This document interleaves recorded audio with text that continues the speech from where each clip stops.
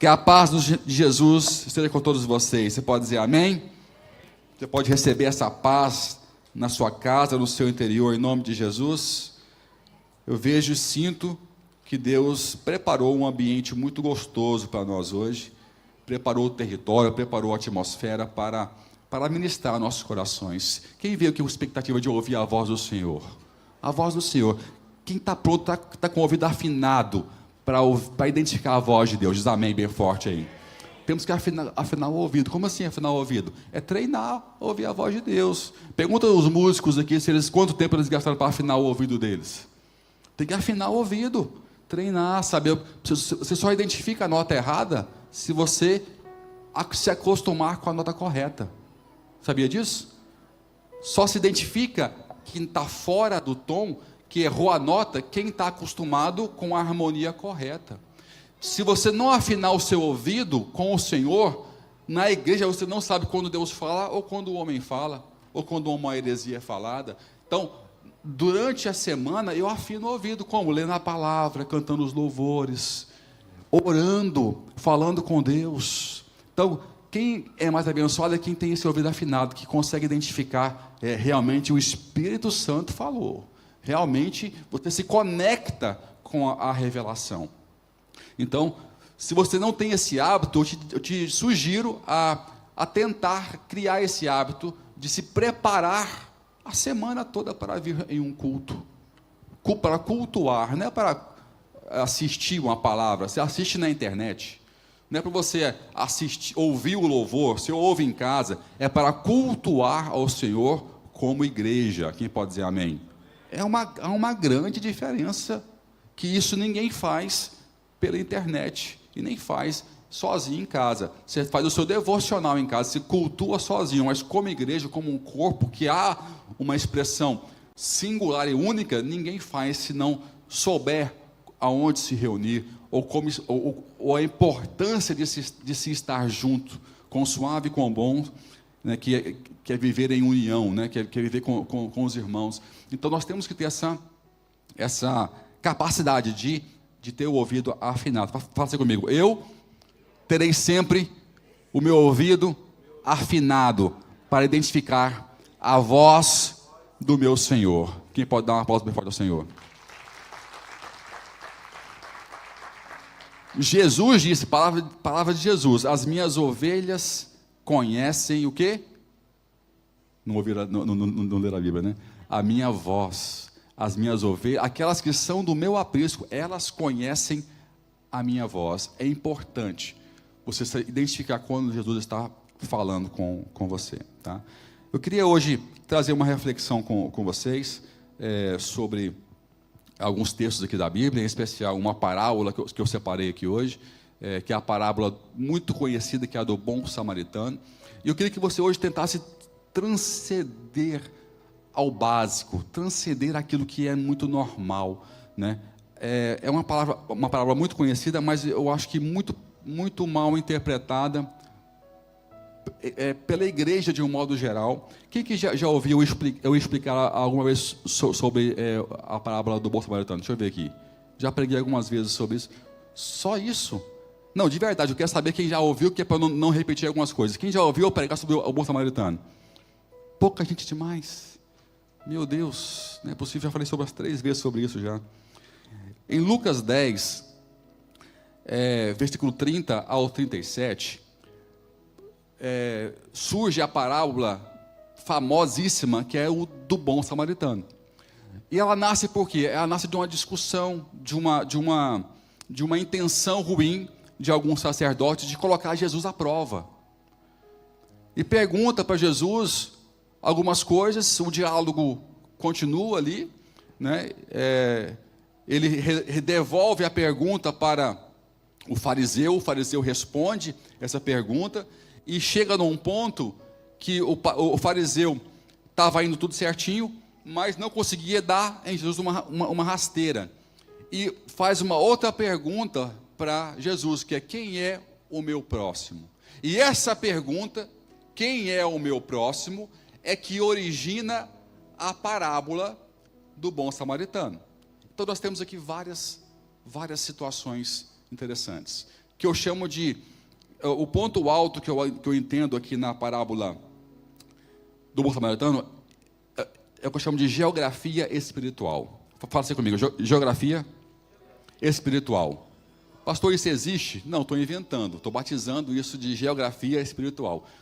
Porque tem na teologia a geografia bíblica, que revela muitas coisas.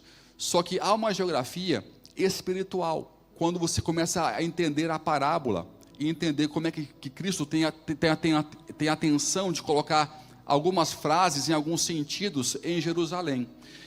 Isso, quando é bem aplicado, você vê que a nossa geografia, aonde nós escolhemos viver, andar e pisar, revela o nosso nível de espiritualidade. Com quem você se relaciona, aonde você gasta tempo, isso é geografia, sim ou não? Sim ou não? É onde eu gasto tempo, em que local.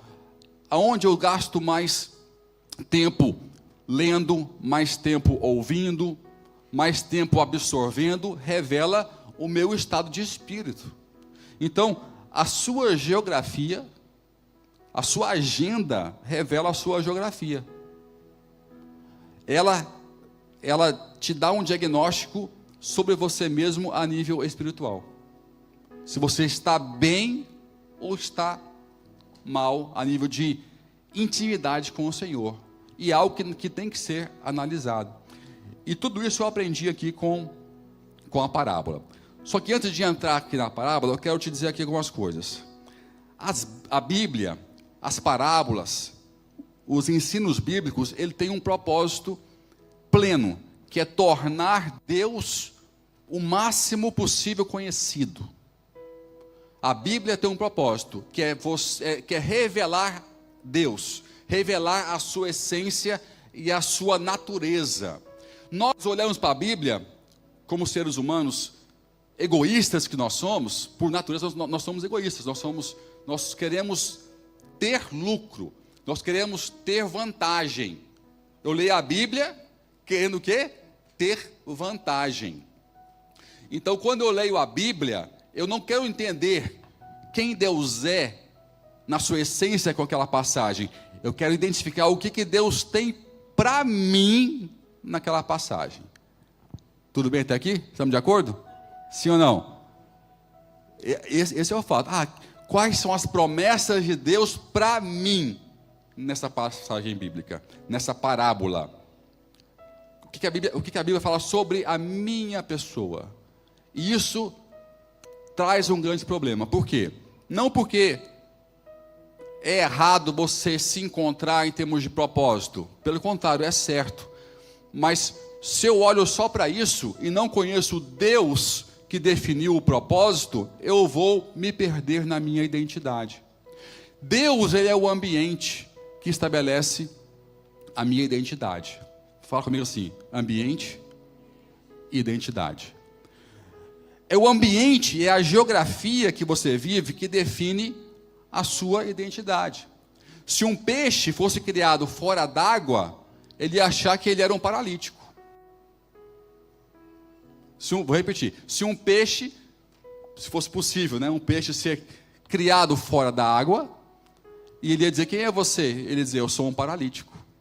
Porque ele não sabe andar. Mas coloca ele no ambiente correto. Ele cresce num ambiente que só é possível ele crescer, que é a água. Então ele é o quê? Um ótimo nadador.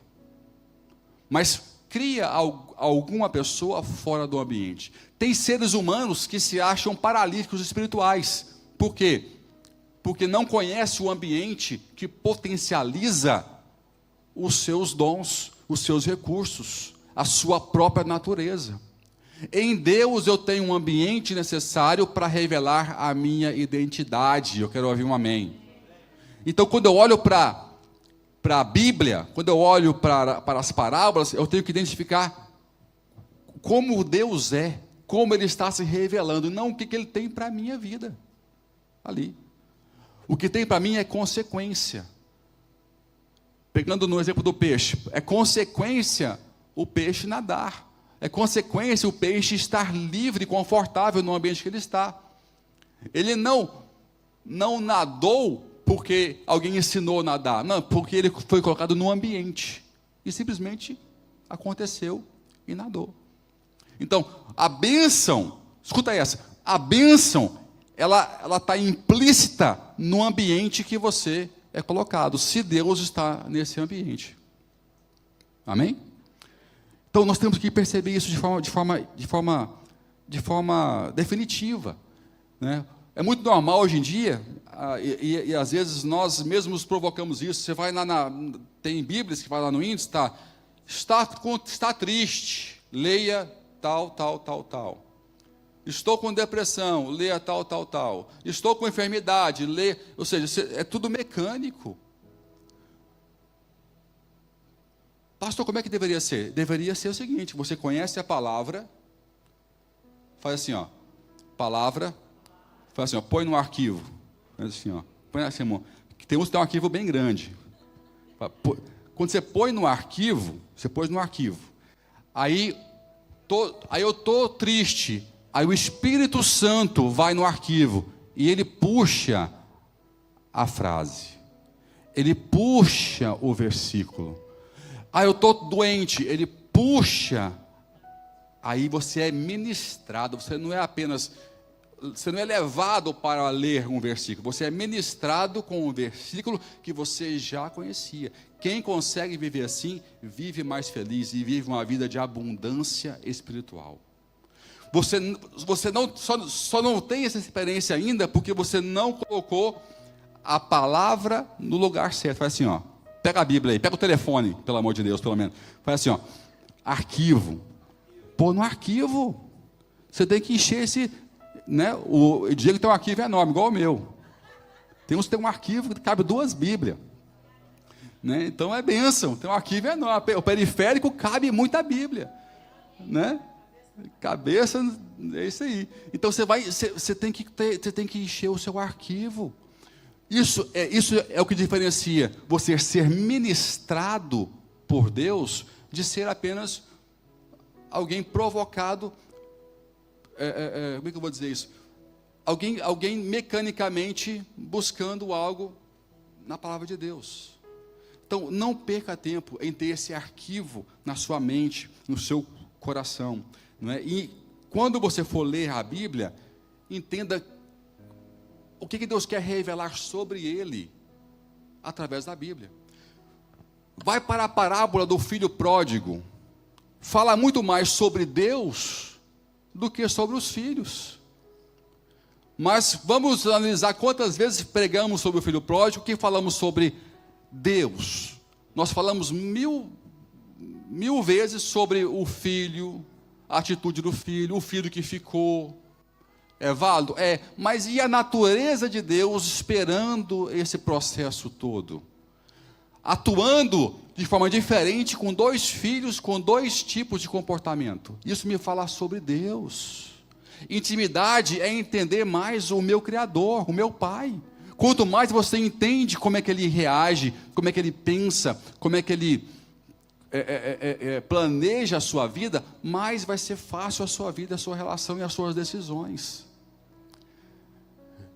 Aprendemos que, por mais que venham a ser as suas escolhas, há desfechos diferentes para cada uma delas, segundo o seu arrependimento, as suas decisões. Mas Deus, na sua essência, Ele é imutável. Faça comigo, Deus, na sua essência, Ele é imutável. Ele não muda. Nós flutuamos em ânimos diferentes, Deus não muda. Não é? Então, quero ler com você a passagem, Lucas 10, vamos começar no 30, até o 37. Vamos lá. Vou acompanhar aqui, né? Na minha é mais fácil, né? Porque se você travar ali, eu já sei. 30. Quem tiver a Bíblia, pode acompanhar comigo. Eu quero que você leia a palavra, tá? Jesus, prosseguindo após a pergunta do fariseu, que eu falei anteriormente, disse: um homem descia de Jerusalém a Jericó, e caiu nas mãos de salteadores, os quais o despojaram e, espancando-o, se retiraram, deixando-o meio morto. Casualmente descia pelo mesmo caminho um certo sacerdote, e vendo-o, passou de largo. De igual modo, também um levita chegou àquele lugar, viu-o e passou de largo. Repara que 3 classes foram aqui explicadas, né? 2 classes. Mas um samaritano que ia de viagem chegou perto dele e, vendo-o, encheu-se de compaixão. E aproximando-se, atou-lhe as feridas, deitando nelas azeite e vinho, e pondo-o sobre a sua cavalgadura, levou-o para uma estalagem e cuidou dele. No dia seguinte, retirou 2 denários, deu-os ao hospedeiro e disse-lhe: cuida dele, e tudo o que gastares mais, eu te pagarei quando voltar. Aí ele retorna a pergunta para o fariseu: qual, pois, destes 3 te parece ter sido o próximo daquele que caiu nas mãos dos salteadores? Ele responde: aquele que usou de misericórdia para com ele. Disse-lhe, pois, Jesus: vai e faze tu o mesmo. Você pode dar um aplauso bem forte para a palavra do Senhor? Antes de entrar no tema central que eu quero entrar, vamos só fazer aqui uma passagem rápida sobre a parábola. Repara que fala a Bíblia que um sacerdote e um levita, que era de igual modo, então era pelo mesmo sentido, descia de Jerusalém para Jericó, que era para a fronteira de Israel. Fala assim: descer. Jerusalém, ela é uma montanha que está no topo, tá? Na geografia, para você descer, é obrigado você estar de costa para aquilo que é santo. Aquilo lá é o Monte Sião, é o Monte Santo, é o lugar santo do Senhor, é o monte do templo. Então não tem como eu descer sem estar de costas para o que é sagrado. Então, o sacerdote e o levita, por se estar de costas para o sagrado, deixaram de ter um olhar de compaixão, um olhar de cuidado, um olhar de atenção, um olhar ministerial. Então a posição geográfica que eu tenho a nível espiritual define a minha atitude no dia a dia. Por isso que eu chamo de geografia espiritual, porque é o tempo que eu gasto em algum lugar, ou o sentido que eu estou andando no meu dia a dia. Eu posso estar em qualquer lugar, mas eu estou mais virado para o que é sagrado, o que é santo, ou para o que é profano. Para onde estão as minhas costas? Ela está para o que é profano ou para o que é santo? Me fala, me responde no seu interior. Você vira hoje as costas para o que é santo ou para o que é profano? As suas escolhas a partir daqui vão ser fundamentais, decisivas. Está claro que aqui está dizendo que eu tenho que estar de frente para o que é santo. Aí o samaritano, figura odiada pelo judeu, figura repudiada, figura rejeitada, porque Jesus se coloca como samaritano na parábola. Ele é o samaritano na parábola, porque ele foi rejeitado, ele não foi ouvido, ele foi desprezado. Ele está subindo, ele está indo. Então um samaritano, por mais que ele era desprezado ou não reconhecido a nível espiritual pelos judeus, ele estava na posição certa, de frente para o que é santo.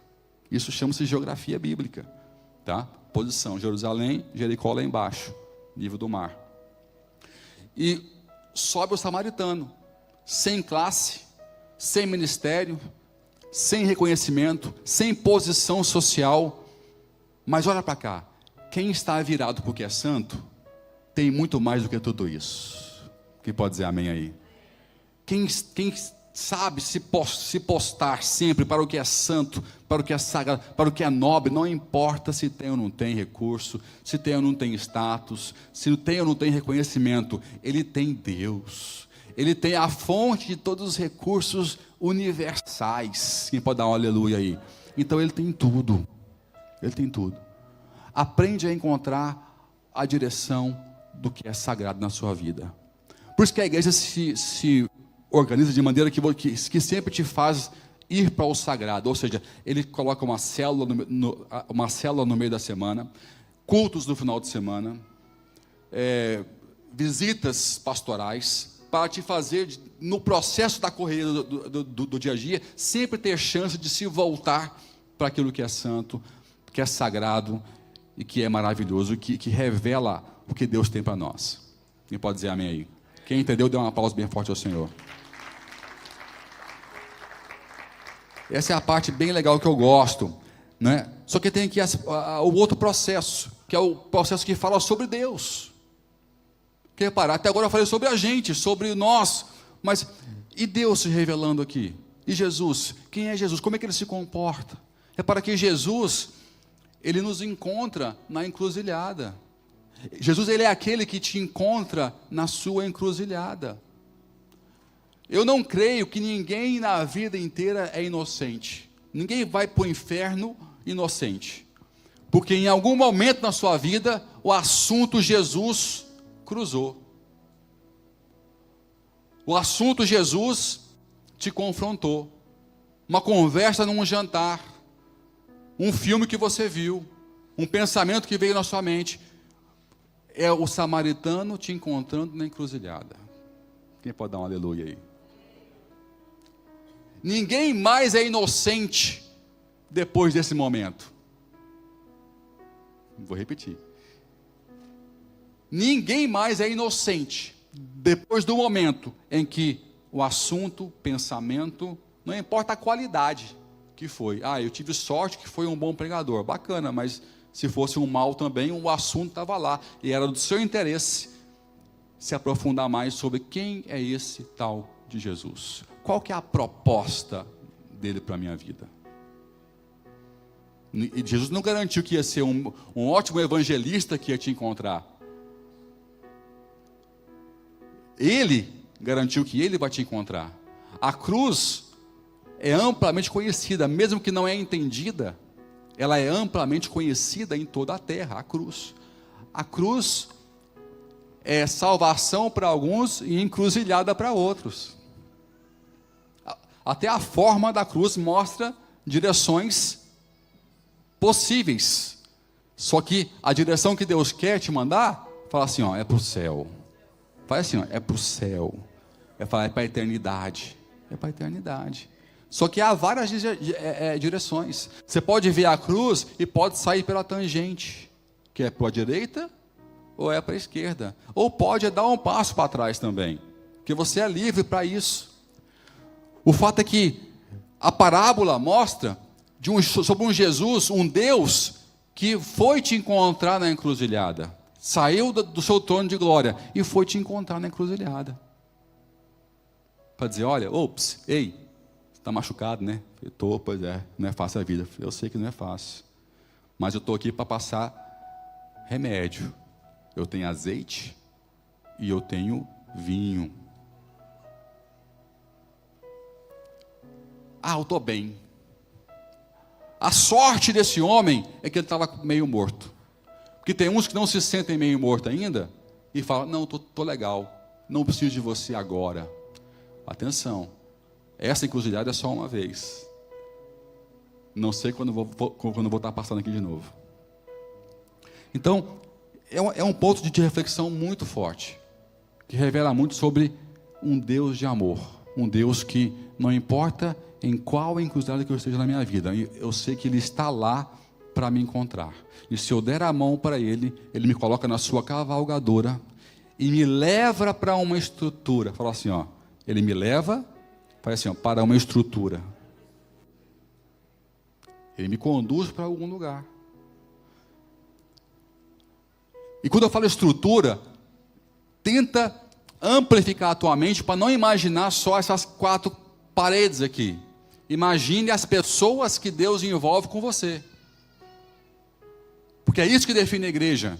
São vários tipos de pessoas com múltiplos dons diferentes, onde nenhum é igual, mas que todos somam, de alguma maneira, para aquele indivíduo que está aqui ferido e começando a sua vida. Isso é a igreja, que se realiza aqui dentro, mas também muito mais lá fora. Eu quero ouvir um amém. Muito mais lá fora. Então ele me tira do ambiente e me leva para uma estrutura, onde essas pessoas vão se revelar. Analisa se não foi exatamente isso que ele fez com o apóstolo Paulo, quando ele encontrou Paulo numa encruzilhada. Paulo se achava o cara determinado, Saulo, né?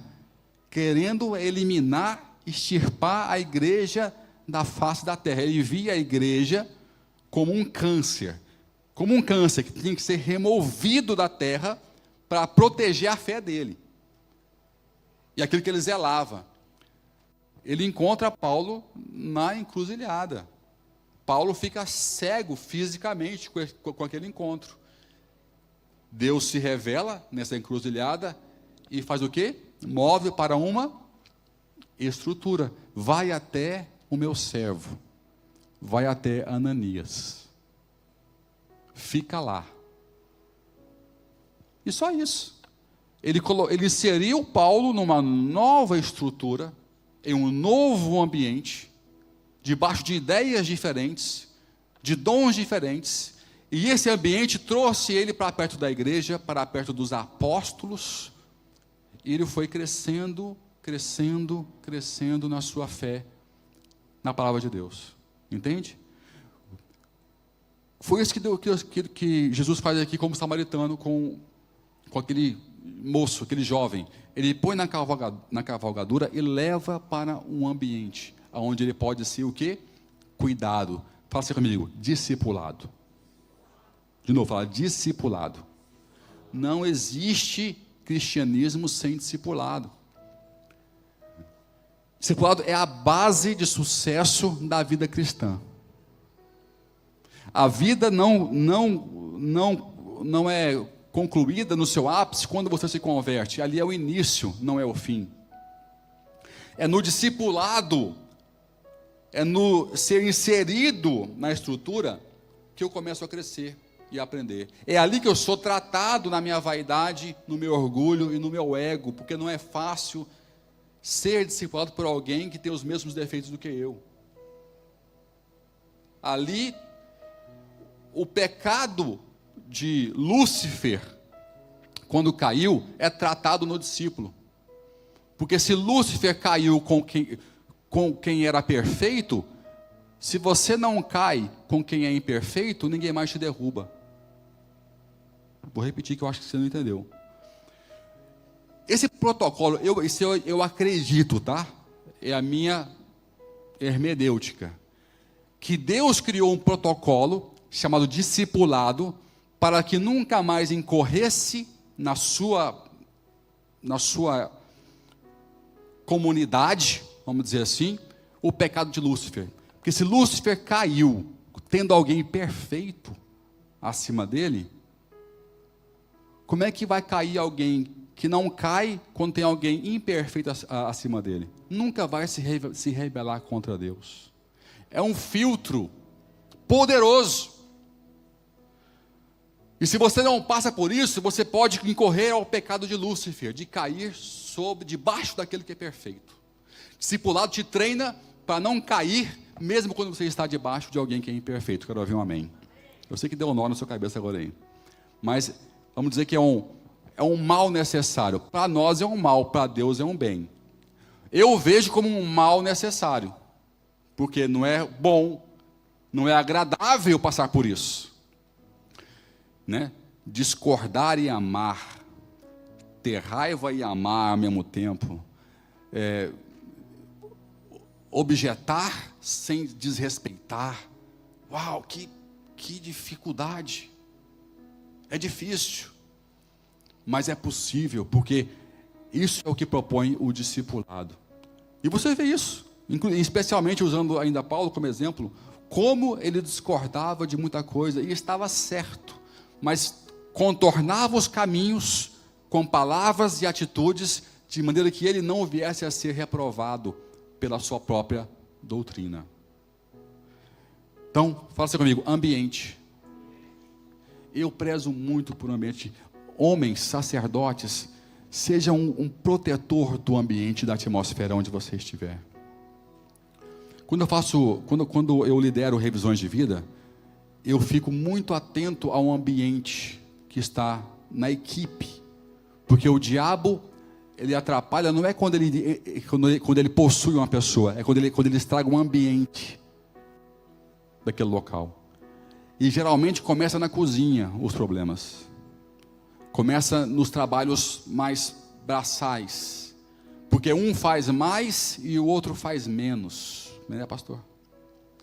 Aí vem as comparações de injustiça, e quem está fazendo mais esquece que está fazendo para Deus.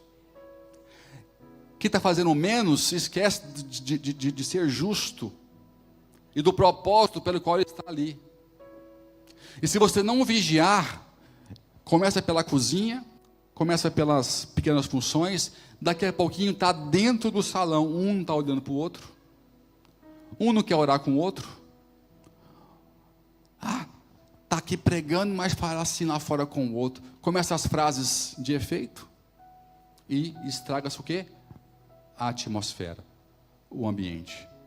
E Deus é um Deus que guarda a atmosfera, que guarda o ambiente. Por isso que ter casa é uma coisa, ter lar é outra. Transforme a sua casa num lar, não numa casa bonitinha só. Controle o ambiente, selecione as palavras, o estado de espírito. Líder, homem, faça isso. Faça isso. Tente ter uma postura que o ambiente venha a ser sempre positivo, de resolver as coisas, não só de ser negativo, de reclamar, de falar mal, de dizer eu avisei. Gente, eu avisei não resolve nada para ninguém. Eu avisei, todo mundo quer dizer que avisou alguma coisa. Eu avisei, eu não avisei, eu avisei. Se eu avisei e resolvesse alguma coisa, eu ficaria muito feliz, porque eu já ouvi isso muitas vezes da minha esposa. Estou brincando. Mas não mudou nada. Só aumentou a frustração. Só aumentou a dor. Só aumenta isso, mais nada. Então cria um ambiente, não, então vamos resolver? Então qual que é a resposta? Qual que é a solução? Vamos resolver isso aqui? Então o ambiente é muito importante. Então aqui você vê muito mais sobre Deus, como é que Deus trabalha, do que o que Deus tem para nossas vidas. Olha para cá, olha para cá. É mais importante você entender o que Deus quer para você, do que o que você quer para Deus. Nós estamos muito mais focados em dizer para Deus, Deus, eu preciso, eu quero, eu preciso, eu quero, eu preciso, eu quero, do que perguntar para Ele, me revela a tua vontade, me revela o teu querer. É no me revela que a resposta do ambiente correto nasce. Então, no finalzinho da parábola, eu vejo 3 passos importantes que definem muito como é que Deus trabalha. Fala comigo assim: estrutura, ambiente. Fala assim, recursos. Fala assim, visão. Fala assim, palavra. 3 coisas que Deus, 3 coisinhas só, que garantem que eu não vou estar fora do ambiente correto. E eu nunca vou estar de costas para o que é sagrado, é sempre de frente porque é santo. Quem pode dizer amém? Quando você vê que ele fala assim, leva para a sua estalagem, leva para o lugar aonde ele vai receber cuidado, refrigério. Esse é o ano do refrigério, quem pode dizer amém? Mas o refrigério ele só nasce se eu estiver no ambiente da estrutura correta. Qual que é a estrutura que te move para o altar, que te move para o que é santo, que te trata? Qual que é o amigo que te fala o que nenhum amigo te fala? Qual é o amigo que te fala o que você não quer ouvir e te manda olhar para aquilo que é santo? Esse é o ambiente certo. Esse é o ambiente correto. É no ambiente que nós encontramos a nossa identidade. É como eu falei em questão ao peixe. Se você for medir, eu falei essa frase aqui ano passado, se você for medir um peixe pela sua capacidade de subir uma árvore, ele vai ser um inútil. Não é? Porque ele não nasceu para subir árvore. Nós temos que definir o ambiente. O ambiente. Atos 17, 28. Fala o seguinte: pois nele vivemos, nos movemos e existimos. Vou repetir. Pois nele vivemos, nos movemos e o quê? Existimos. Repara que nele é muito forte a expressão. É nele. Nele vivemos. Só nele eu tenho vida. Repara que Deus, ele não tem as coisas, ele é as coisas. Ele é santo. Ele é amor. Ele é vida e vida eterna. Ele é a abundância. Ele não tem abundância. Nós tratamos um Deus como se fosse um Deus que tivesse amor, que tivesse vida para dar, que tivesse abundância. Não, ele é amor, ele é santidade, ele é vida, ele é abundância. Então, por isso que nele vivemos, só nele, só nesse ambiente a vida brota em mim. Eu não sou uma pessoa muito animada, mas se tem uma altura que eu fico mais animado é quando eu prego, porque eu estou mais nele do que eu estou a qualquer hora do dia. Ativa em mim algumas coisas que não ativam no meu natural. Perguntem a minha esposa e a minha família, porque eu estou nele. A minha vida nele tem outro potencial. Você é exponenciado. Se você quer ser exponenciado, viva nele, na sua presença, na sua essência, no seu próprio amor. No seu amor. Só aí você consegue viver de verdade. Nele vivemos. Fala assim, estrutura, ambiente. Ele pegou aquele jovem, pôs na cavalgadura e mudou a sua estrutura para que nele ele fosse curado, nele ele fosse restaurado, nele novos propósitos fossem adquiridos. Nele nos movemos. É muito bom quando eu me movo porque Deus me move, não me movo porque o meu braço me move. Nos mover nele é um descanso e é um refrigério. Porque não importa para onde eu vou, importa que ele me moveu. E quando ele me move, ele move não só a mim, mas vários recursos invisíveis que eu não consigo enxergar, mas que estão sendo movidos, estão sendo conduzidos para sustentar o propósito para o qual ele te moveu, porque nele nos movemos. Quando Deus te move, quando você se move, se movimenta nele, entenda, não é só você que está mexendo, o universo, os recursos, as pessoas que você não conhece estão também sendo movidas e deslocadas para cumprir o propósito para o qual ele está te movendo. Eu quero ouvir um aleluia. Pode aplaudir o Senhor. Porque nele nos movemos. Nele existimos. Nele existimos. Então, estrutura, gente, é muito importante isso. O reino de Deus é ambiente. Jesus disse isso: não procurai aqui ou ali, porque o reino de Deus está dentro de vós. É um ambiente, ele começa dentro de você, pequenininho, parece invisível, mas alguma coisa lá dentro muda. Lá dentro brilha. Uma centelha acende. E aquele ambiente começa a mudar, ele brilha os seus olhos brilham. Ele está dentro de você. Ele vai crescendo, de repente, a sua esposa, o seu filho, sente um ambiente que estava dentro de você. Aí um dia, um amigo seu, que te conhecia com um olho sem brilho, te vê com um olho brilhando. E sem querer ele fala: por que seu olho está assim, com esse brilho? É porque tem algo mudando dentro de mim, depois eu comecei a ler a palavra.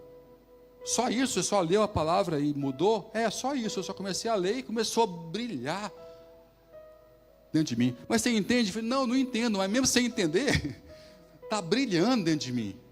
É só isso, é só isso. Então me dá essa Bíblia, eu quero ler também.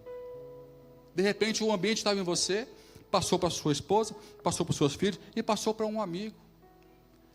Seu amigo volta contente. Rapaz, brilhou mesmo. Eu sinto uma esperança que eu não sentia antes. Mas porque você leu e entendeu? Eu falei, não entendi não. Mas eu li e senti bem, eu fui renovado. O que eu entendi foi suficiente. Aí depois tem mais uma pessoa que vê esses dois amigos. Que você está falando sobre o quê? Não, que nós estamos diferentes, porque a Bíblia está mudando a gente. Aí de repente vem uma célula.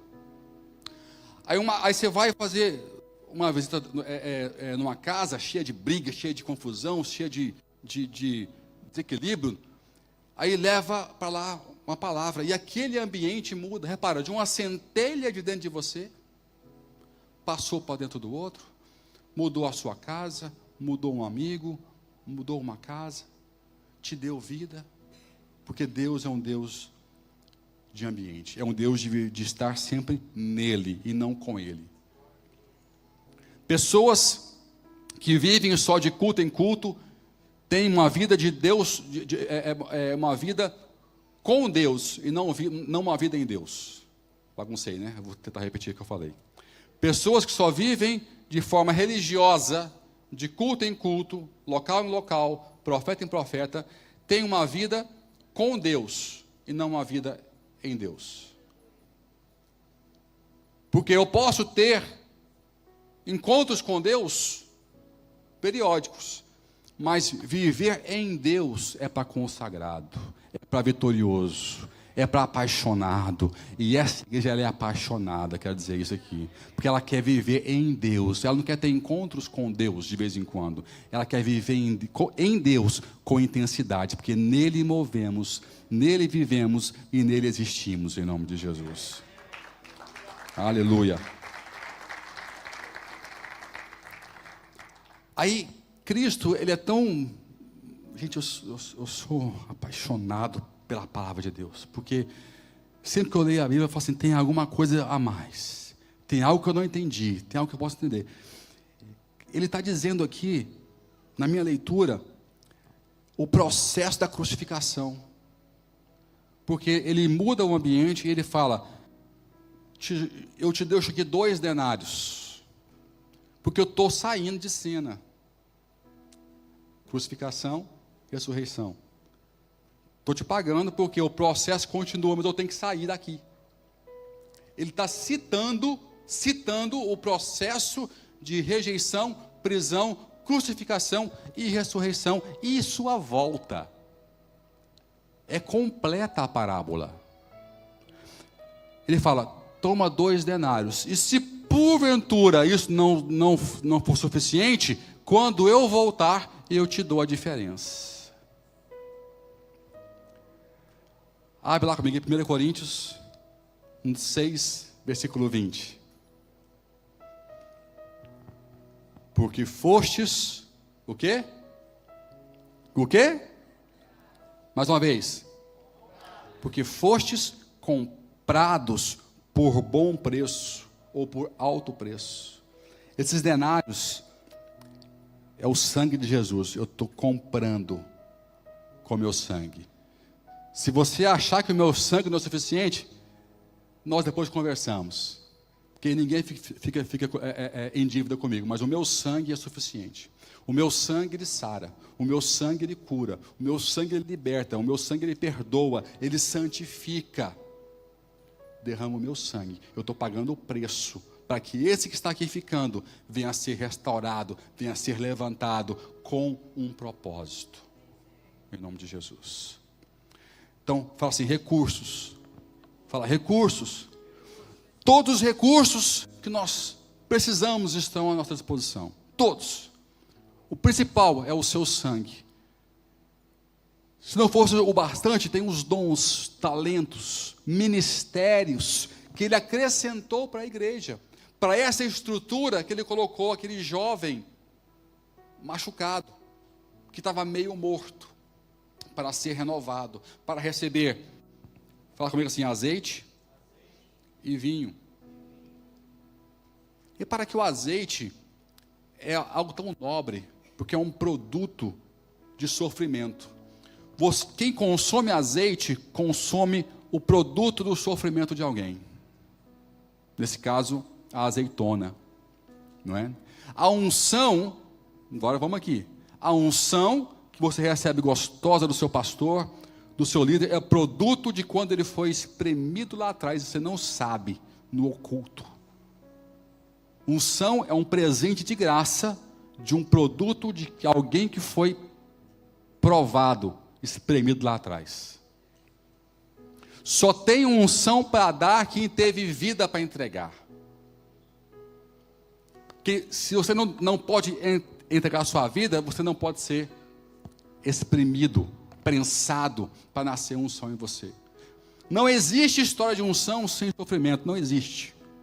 Pode pesquisar, me mostra um pastor com autoridade, profeta poderoso, que não tem uma história de dor, que Deus permitiu, para poder ter um tempo de intimidade, cavalgadura, estalagem, preço, recurso. Fala comigo, cavalgadura, estalagem, preço, recurso. Azeite sara a ferida. O vinho alegra, desinflama. São os recursos que a Bíblia nos dá, que a palavra nos dá. E o que é bacana é que lá no finalzinho, vamos abrir lá de novo, ele finaliza o versículo 30.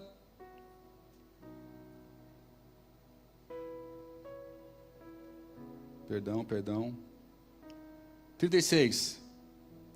35.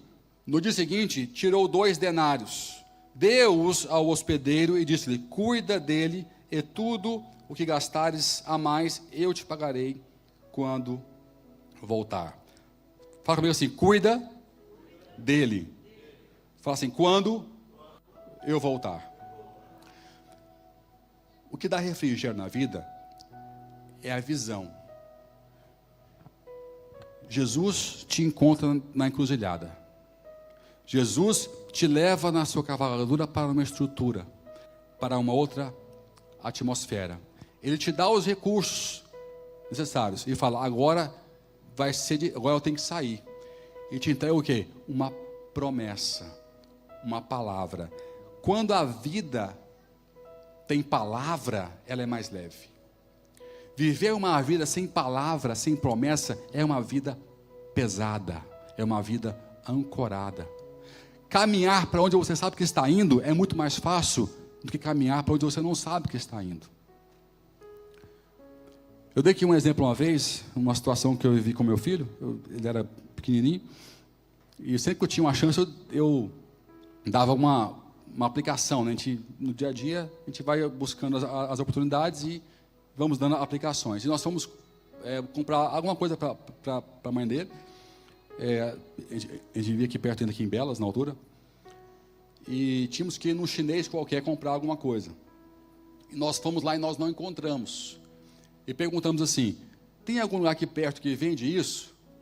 Tem. Você vai aqui para a direita, você vai andando, tal. Você vai andar.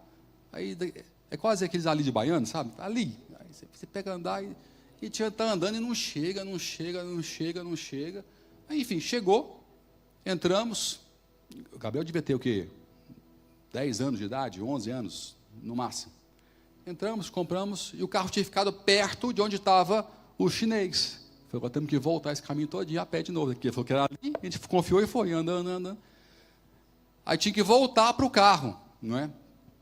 Aí pegamos e voltamos para o carro. O Gabriel, com 11 anos de idade, falou assim: pai, por que parece que para voltar foi mais perto do que para ir? Eu falei: minha deixa.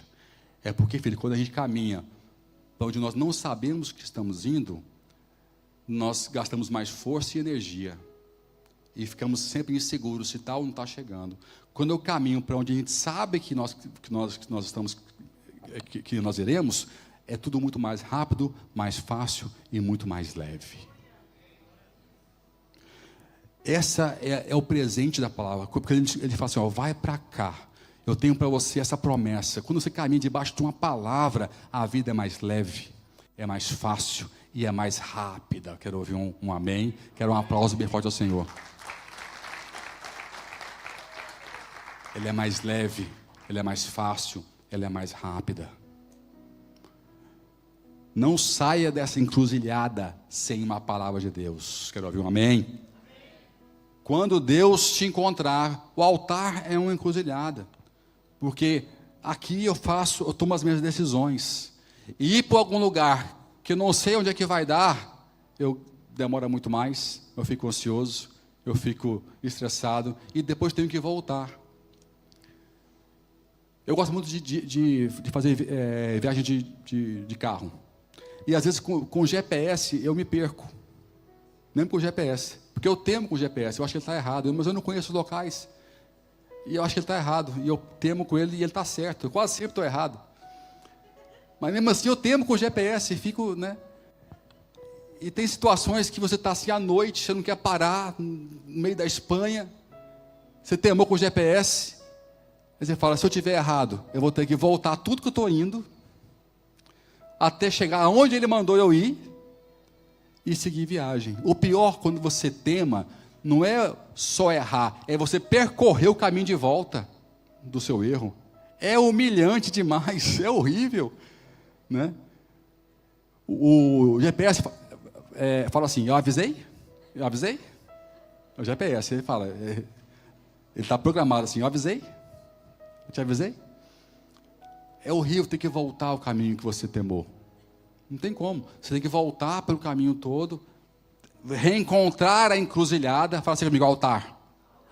Reencontrar a encruzilhada e percorrer o caminho da promessa, o caminho da palavra, o caminho de vida. Porque nele vivemos, nele nos movemos, nele existimos. Para fechar, Salmo 23, 3. Refrigera a minha alma, guia-me pelas veredas da justiça por amor do seu nome. O pastor, ele guia.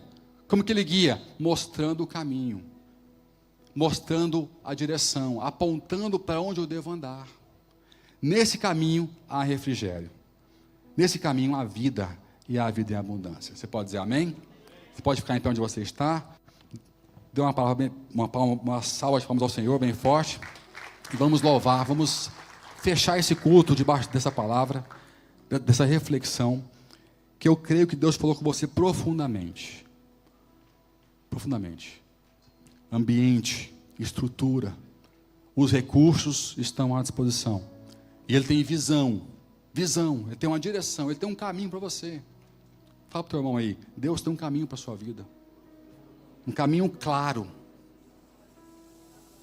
Um caminho claro. Deus tem um propósito. Comece a ler a Bíblia para entender mais sobre Deus, sobre o Senhor, sobre a sua essência, sobre a sua forma de agir, de pensar, os seus protocolos e padrões. Você vai se encontrar nesse ambiente, porque Deus é um Deus que define ambientes e propósitos. O mais importante, tenha claro na tua cabeça a promessa. Ele fala, eu tenho para você um caminho, uma direção, porque eu vou voltar, eu vou te encontrar nesse caminho, na direção que eu defini para a sua vida em nome de Jesus. Eu posso ver o dia que Ele vai nos encontrar, vai dizer, venha para o gozo do teu Senhor, porque você se manteve fiel no caminho que eu trilhei você, que eu designei você para estar. Se você não lembrar de nada dessa palavra hoje, lembra só de uma coisa: geografia espiritual. Mantenha-se de frente para o que é santo e de costas para o que é profano. Essa é a regra de ouro. Ah, fui no café, estou de costas para o profano e de frente para o santo. Show. Fui no mesmo café, no mesmo. Ah, eu vi um olhar diferente ali. Ah, veio uma situação diferente. Você está de costas para o santo ou para o profano? Fui trabalhar, fui viajar. Estou dentro da minha casa, para ser mais claro. Estou dentro de casa. Dentro de casa, você está de frente para o santo, de costas para o profano ou não? Vamos um pouquinho mais fundo? Eu estou na internet. Na sua internet, você está de frente para o santo ou para o profano? Na real, cara. batendo a real para você que é hoje. Olha, se o Instagram quiser fazer os crentes passar vergonha, é só revelar o algoritmo de muitos crentes que estão aí. Porque hoje em dia o algoritmo entende o seu comportamento e a sua geografia. O dia que o diabo quiser passar uma vergonha na igreja, ele revela o de cada um. O oculto que está entregando para você o conteúdo do Instagram. Porque você está de frente para o santo ou está de frente para o profano. Então eu tenho que falar. Olha o silêncio que dá a igreja nessas horas. Olha o silêncio, mas desculpa. Deus nos alertou disso. A geografia espiritual. Eu estou de frente para o santo ou de frente para o profano? Deus, Ele não tem santidade. Ele é santo. Se eu estou nele, eu tenho que estar em santidade. O pecado é um acidente, não uma constante. Ele é um acidente. Então, se você não lembrar de tudo que eu falei hoje, lembra disso. Na minha geografia da vida, eu tenho que me perguntar: eu estou de frente para o santo ou de frente para o profano? Porque não tem crise matrimonial, não tem crise financeira, não tem crise de qualquer espécie sem antes ter existido uma crise com Deus. Toda crise matrimonial nasce numa crise individual com Deus, lá atrás, no oculto, onde ninguém vive. Todo. Então esse é um tempo de você entender isso e tomar decisões. Quando Cristo te dá uma palavra assim tão clara, é porque é dia de encruzilhada, é dia de decisão, que Ele não vai te obrigar a fazer nada, mas Ele está te conscientizando. Eu vi do céu, me fiz homem, fui para a cruz, para só ter esse papo com você hoje, no dia de altar, no dia de encruzilhada, porque o seu destino daqui para frente está na sua escolha, está na sua decisão. Quero que você hoje feche seus olhos, você ore ao Pai, e não importa se há forças ou não em você, isso não está em causa. O que está em causa é a minha decisão. Eu quero estar nele, eu quero viver nele, eu quero existir nele, eu quero me mover no Senhor. A sua decisão é importante, porque a força que falta vai nascer após a sua escolha, após a sua decisão. Não fique estagnado na mesmice, estagnado no problema. Não importa se as pessoas que passaram ao seu lado te ignoraram ou te deixaram sofrendo, Deus hoje te encontra. Ele hoje marcou um encontro com você, mas a sua escolha daqui para frente é fundamental. Ele fala: eu paguei um preço. Estão aqui os 2 denários, o meu sangue, a minha igreja, os meus dons, a autoridade, os talentos, todos os recursos à sua disposição, até que eu volte e complete a boa obra que eu comecei, e complete o propósito que eu determinei para este mundo e para essa humanidade, em nome de Jesus. Então vamos orar. Feche os seus olhos, ore ao Senhor, ore com as suas palavras, com a sua própria boca. Fale com o Senhor o que te vier à mente. Fale com Deus.